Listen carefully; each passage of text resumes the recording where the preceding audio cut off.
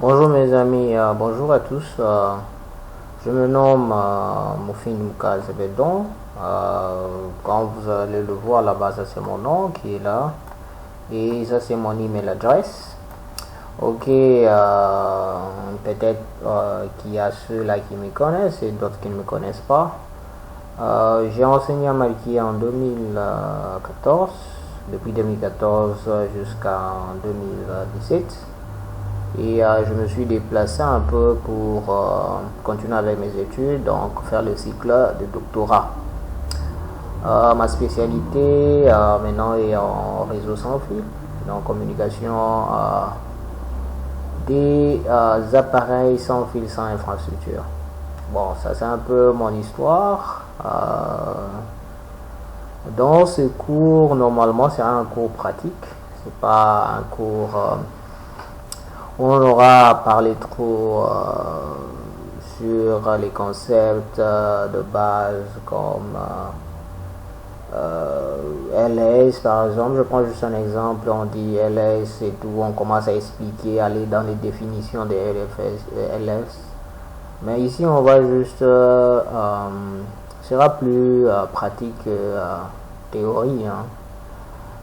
Donc comme vous le voyez un peu ici, on a un peu ce qu'on va faire dans ce cours, et je vais commencer à faire des vidéos de 10 minutes, peut-être 15 minutes, pour que vous puissiez avoir le temps de le parcourir, parce que beaucoup de minutes vous serez fatigué à suivre un cours de 30 minutes, 40 minutes, une vidéo plutôt de 40 minutes. Et une chose, j'allais dire aussi qu'on va commencer à mélanger l'anglais et le français, et le swahili aussi, hein.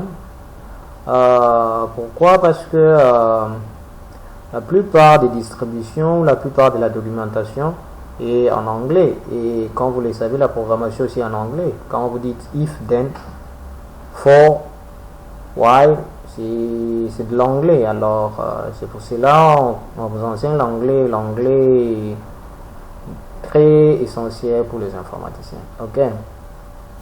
On va dans ces cours ici, on va essayer un peu d'utiliser ces logiciels, mais on peut toujours utiliser votre e-learning, mais ces logiciels ici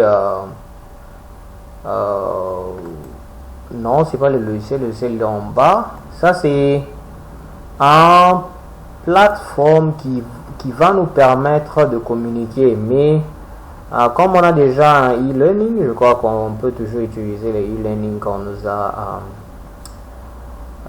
que vous utilisez déjà. Mais cette plateforme, c'est comme disons WhatsApp, qui va juste nous permettre, est-ce que je l'ai ici, ok, qui va juste nous permettre de partager des messages. Par exemple ici j'ai Linux config, donc on peut commencer à partager des vidéos, partager de messages, on peut collaborer ensemble. Vous voulez envoyer vos messages, vous les envoyez en groupe. Vous avez des questions, vous pouvez toujours poser ici, comme ça on n'aura pas utilisé WhatsApp, parce que les numéros de Zin sont privés, donc il serait mieux qu'on utilise ces services. Donc je l'ai déjà créé. J'aurai juste besoin de vos email adresse pour vous ajouter, et on peut toujours échanger à partir de ces logiciels. Vous pouvez télécharger l'application, vous pouvez le télécharger, et c'est Slack. Si vous allez dans Google Play, ou ceux-là qui ont iOS, vous pouvez toujours le télécharger, ou vous pouvez toujours aussi l'utiliser sur le PC. Vous pouvez l'utiliser sur le PC. Par exemple là j'ai un autre ça c'est une organisation où je fais des recherches là, donc il y a toujours ça, c'est l'application que j'utilise, donc celui-ci il est téléchargé sur la machine et que je peux toujours utiliser. Ok, revenons un peu à ça. Ok, on peut aussi essayer d'utiliser WebEx, mais j'ai appris que WebEx côté connexion a toujours de problèmes, parce que je dois partager mon écran, mais on ne sait pas, on verra si la connexion sera bonne ou pas.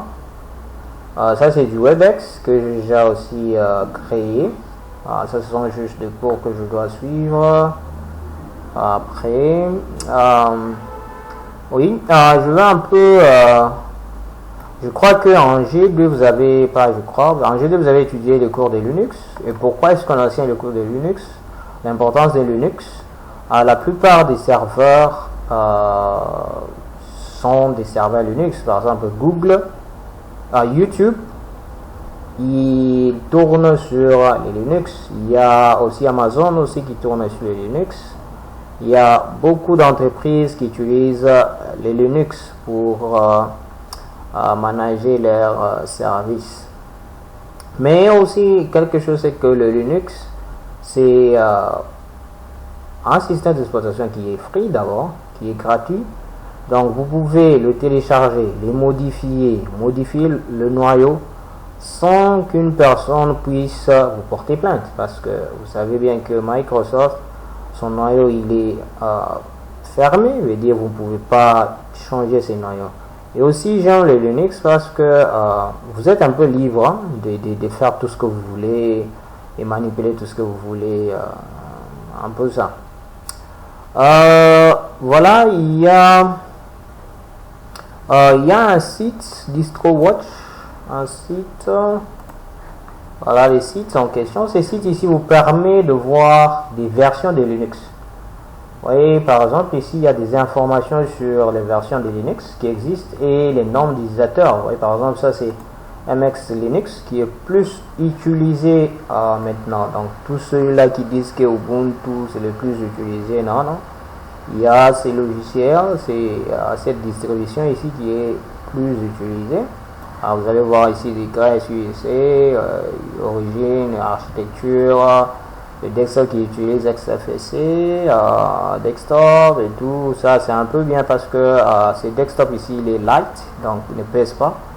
Et la machine peut tourner rapidement, donc vous pouvez avoir plus d'informations là-bas. Vous pouvez aussi voir les paquets qui sont available dans le système. Ok, voilà encore d'autres que vous pouvez toujours parfois. Vous allez voir que Ubuntu il est la quatrième position. Ok, le choix ici, le choix du serveur. Alors, on va commencer d'abord avec quelque chose à ligne de what do you call it? User graphic, veut dire l'interface graphique. Et on va passer à l'interface en ligne de commande quand on va plus configurer les serveurs. Donc, je crois que vous êtes familier avec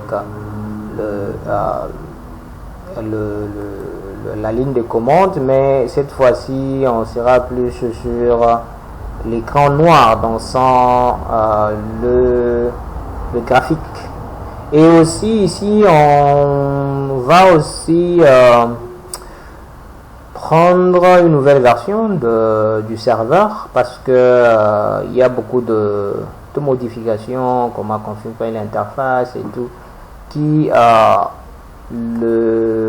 chaque distribution a changé un peu comment configurer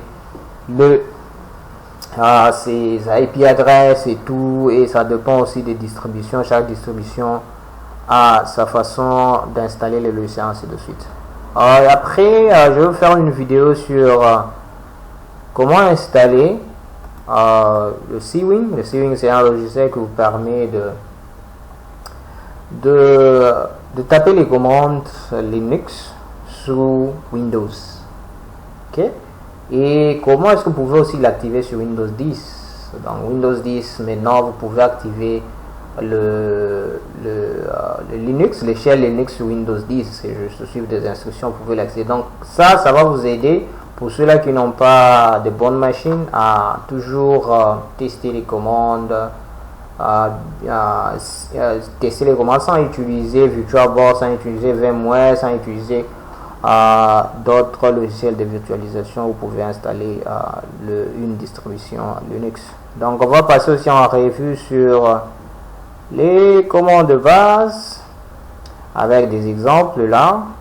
Après ça, on va aussi configurer l'interface réseau, on va faire une configuration du SSH, on va parler sur le partage des dossiers, on va aussi configurer les serveurs Samba, on va aussi configurer les serveurs DHCP et des serveurs FTP. Donc ça va dépendre de la compréhension de chacun de vous et pour qu'on puisse évoluer. Si on peut bien maîtriser ça, peut-être c'est très important. C'est 2 ici ou c'est 3.